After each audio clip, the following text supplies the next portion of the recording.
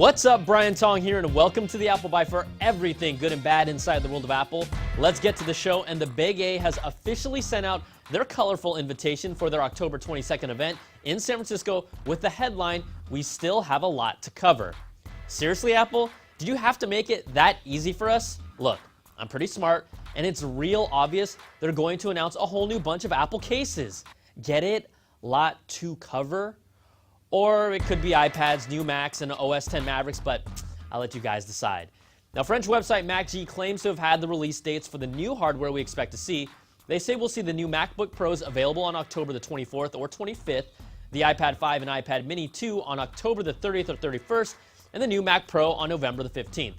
But based on what we know and all the leaks we've heard and seen, what can we expect?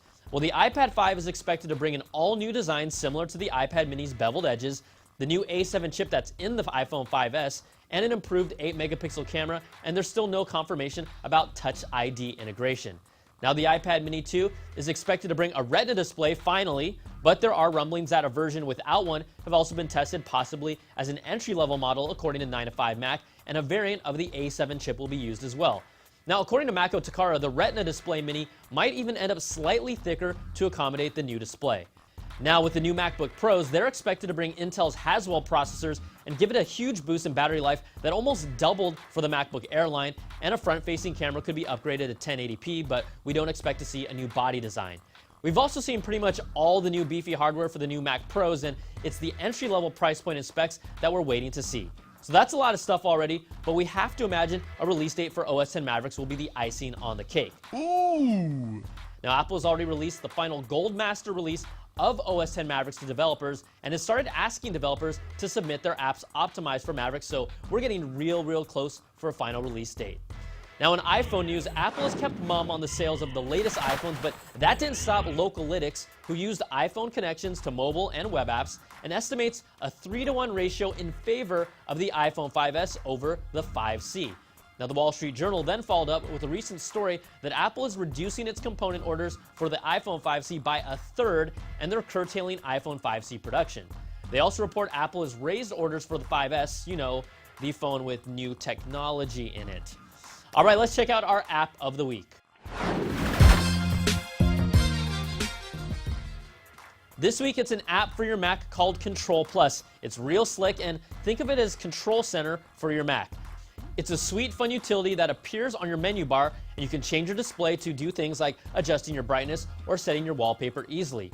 You can also control iTunes or even set a timer. It's 99 cents for the first couple of days and $4.99 after that, but it's an app we're checking out that has a really slick and useful interface.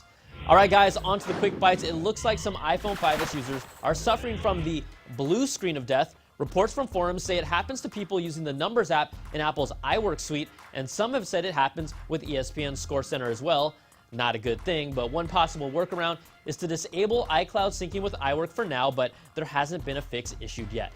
Also, Apple's search for a new VP of retail is over with the hiring of Angela Arntz, who was the CEO of fashion retailer Burberry, and I think I have a pretty good idea what the next Apple store is going to look like now. All right, and before we go, we wanted to hook you guys, the Apple Biters, up with another killer giveaway thanks to my friends at Mophie. Check it out. We have 5 Mophie Juice Pack Heliums, which are their slimmer iPhone 5 and 5S battery packs that give you 80% more juice for your phone. So all you guys have to do is tell me why you deserve one of these cases or what you'd be willing to do to win one.